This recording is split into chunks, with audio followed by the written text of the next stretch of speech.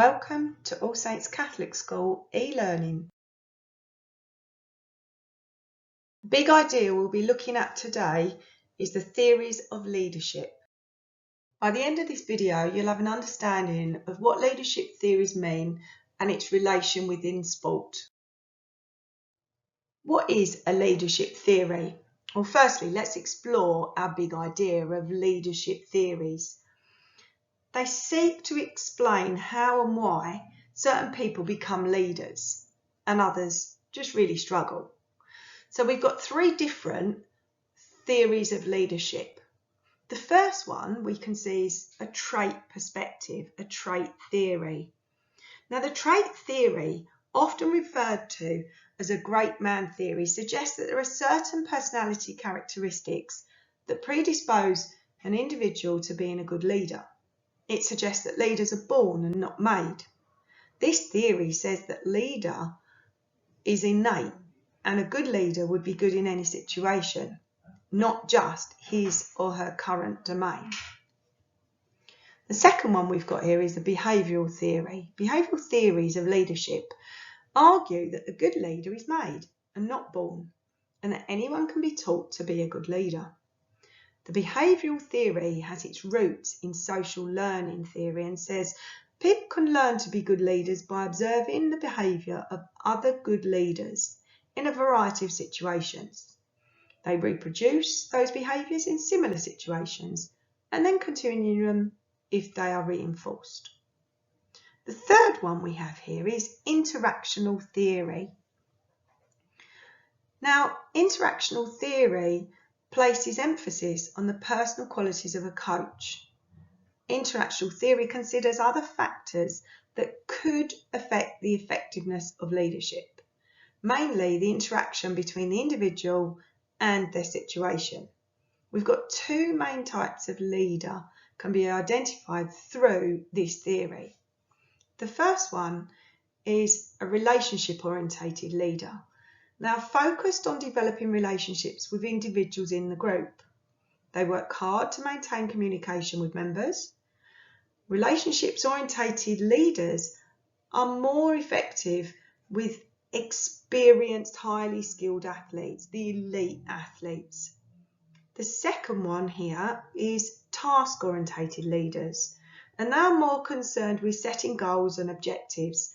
They create plans, decide on priorities, assign members to tasks, and they're task-orientated leaders. They're more effective with less experience, less skilled performers who need constant instruction and feedback. So more like the beginners within sport.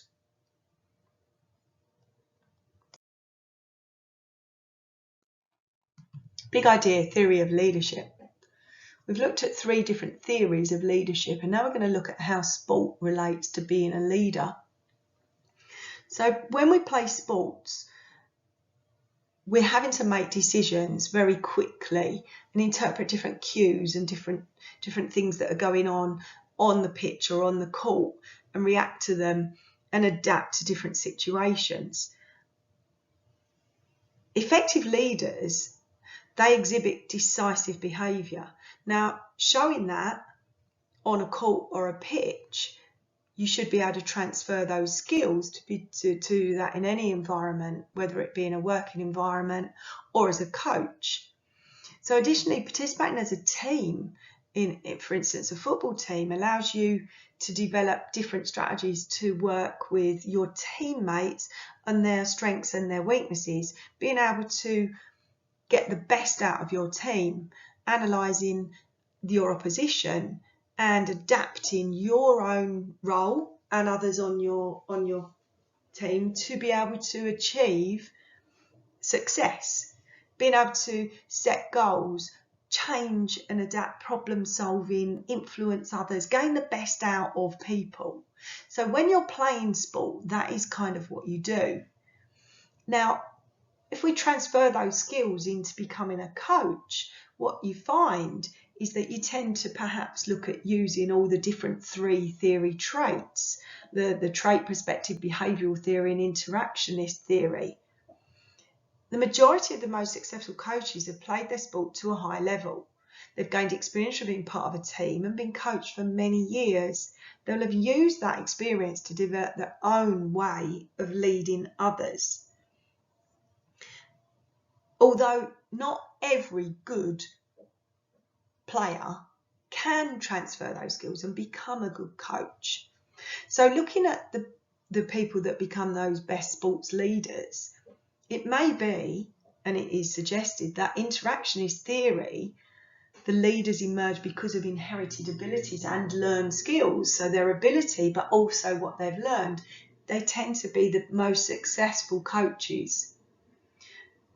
When any coach is successful, it can be down to their behavioural styles as well. And these affect performance. Now, behavioural styles is something that we will look into further in our Working It Out video. Now search for the Working It Out video to help you understand the big idea and how it links to your studies.